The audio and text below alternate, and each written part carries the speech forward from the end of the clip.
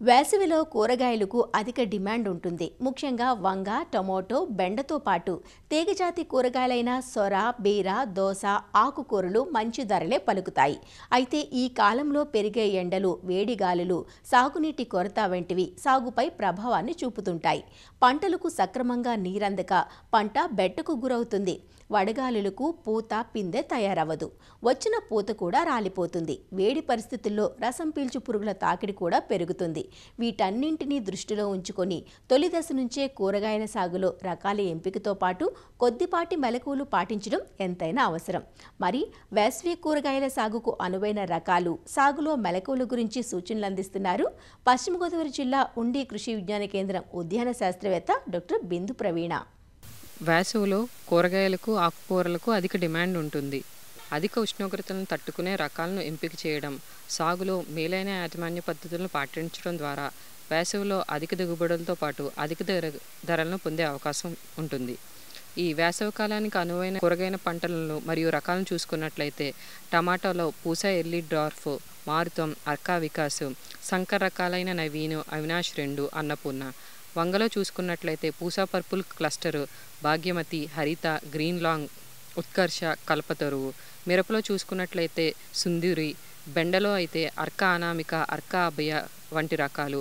బేర్లో అయితే Pusa నస్తరు, Jaipur long, Jagtial long, సంజీవుని. సొరలో చూసుకున్నట్లయితే అర్కా బహారు, కావేరి, స్వాతి, వరద. కాకరలో అయితే అర్కా హరిత, గ్రీన్ లాంగ్. గోరుచిక్కుల్లో అయితే పూసా సదాబహారు, పూసా నవబహారు, గౌరీ. అదేవిధంగా వేసవికాలానికి అనుకూలమైన తోటకూర పంటలు మరియు రకాలు చూసుకున్నట్లయితే తోటకూరలో RNA1, అర్కా అరుణ. పాలకూరలో అయితే ఆల్ గ్రీన్. మెంతిలో పూసా ఎర్లీ బంచింగ్. కొత్తిమీరలో అయితే స్వాతి, సాధన వంటి రకాలను సాగు చేసుకోవడం వల్ల వేసవిలో అధిక దిగుబడిని పొందవచ్చు. టమాటా, వంగ, మిరప నారును ప్రధాన పొలంలో నాటుకోవాలి. నేలను 3 నుంచి 4 సార్లు దుక్కి చేసుకోవాలి. ఆఖరి దుక్కులో మనం ఎకరానికి 8 నుంచి 10 టన్నుల పశువుల ఎరువులను వేసి కలయిదున్నుకోవాలి. దీంతో పాటు 24 కిలోల భాస్వరము, 24 కిలోల పొటాషు, అదేవిధంగా 40 కిలోల నత్రజని ఇచ్చే ఎరువులను మనం వేసుకోవాలి.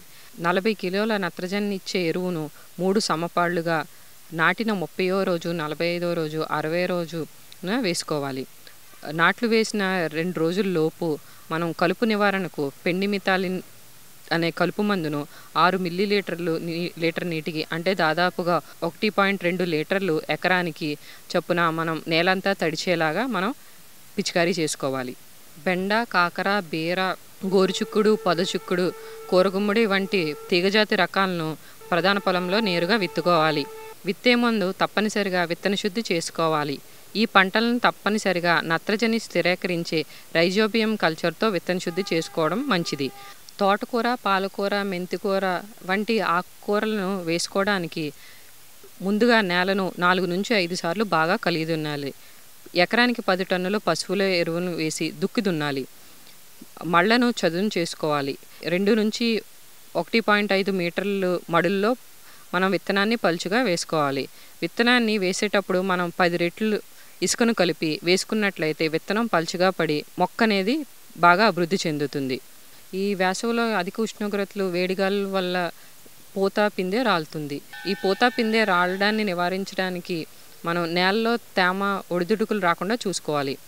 టమాటా, వంగ, మిరప లాంటి పంటలకు మనము ప్లానోఫిక్స్ 2.5 మిల్లీలీటర్లు 10 లీటర్ల నీటి కలుపుకొని పూత దశలో మనం 2 సార్లు పిచికారీ చేసుకోవాలి.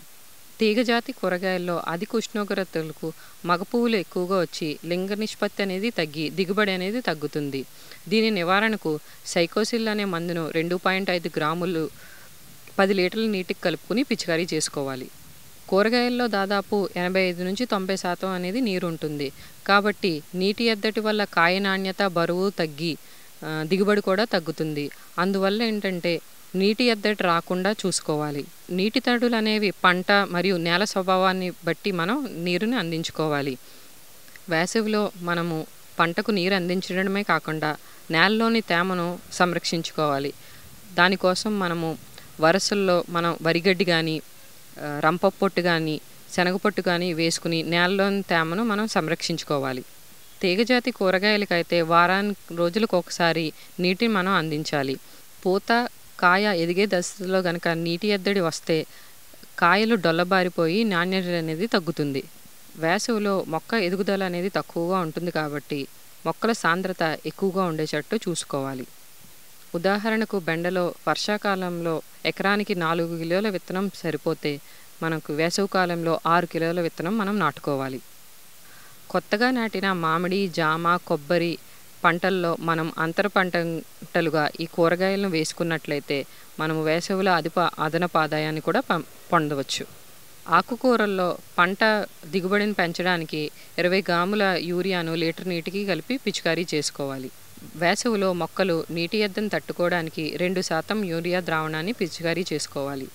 పొటాష్ను సరైన మోతాదులో వాడితే నీటి ఎద్దడి మరియు చీడపీడలను తట్టుకునే గుణం మొక్కల్లో పెంపొందించవచ్చు.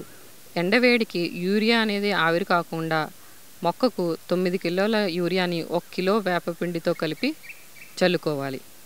వేసవిలో రసం పీల్చే పురుగుల ఉధృతి ఎక్కువగా ఉంటుంది. రసం పీల్చే పురుగుల వల్ల వైరస్ తెగులు వ్యాప్తి కూడా వృద్ధి చెందుతుంది. రసం పీల్చే పురుగుల నివారణ కోసం మనం సమగ్ర సస్యరక్షణ చర్యలను పాటించాలి. ముందుగా కిలో విత్తనానికి ఇమిడాక్లోప్రిడ్ని కలిపి విత్తన శుద్ధి చేసుకోవాలి. అదేవిధంగా పొలం చుట్టూ కూడా జొన్న, మొక్కజొన్న వంటి రక్షక పంటలు వేసుకుని ఈ పురుగుల ఉధృతిని కొంతవరకు తగ్గించవచ్చు. పొలంలో అక్కడక్కడ 8 నుంచి 10 చొప్పున నీలం మరియు పసుపు రంగు జిగురాటలను పెట్టుకోవడం వల్ల వాటి ఉధృతిని గమనించుకోవడమే కాకుండా వాటి యొక్క నివారణ చర్యలను తొందరగా పాటించి మనము దిగుబడిని తగ్గకుండా చూసుకోవచ్చు. మొక్కల పెరుగుదల దశలో 30 రోజుల నుంచి పూత దశ వరకు కూడా మనము 5% వేపగింజల కషాయాన్ని మనం 15 రోజులకు ఒకసారి మనం పిచికారీ చేసుకోవాలి. మార్కెట్లో లభ్యమయ్యే 10,000 ppmది కానీ లేకపోతే 3,000 ppmది కానీ మనం వేప నూనె అనేది పిచికారీ చేసుకోవాలి. 10,000 ppm అయితే 1 మిల్లీలీటర్ లీటర్ నీటి చొప్పున, లేదా 3,000 లేదు 1,500 ppm వేప నూనె దొరికినట్లయితే 5 మిల్లీలీటర్లు లీటర్ నీటికి కలుపుకుని మనం పిచికారీ చేసుకోవాలి. రసం పీల్చే పురుగుల నివారణకు డైమేథోయేట్ కానీ, మెటాసిస్టాక్స్ కానీ, ఫిప్రోనిల్ కానీ 2 మిల్లీలీటర్లు లీటర్ నీటికి, లేదా ఎసిఫేటు 1.5 గ్రాములు లీటర్ నీటికి, లేదా ఇమిడాక్లోప్రిడ్ అనే మందు 0.3 మిల్లీలీటర్లు లీటర్ నీటికి చొప్పున కలుపుకున్నాం మందులు అనేది మార్చి మనం పిచికారీ చేసుకోవాలి. తీగజాతి కూరగాయల్లో పండు ఈగ నివారణ కొరకు మాలాథియన్ అనే మందును 2 మిల్లీలీటర్లు లీటర్ నీటికి కలుపుకుని మనం పిచికారీ చేసుకోవాలి.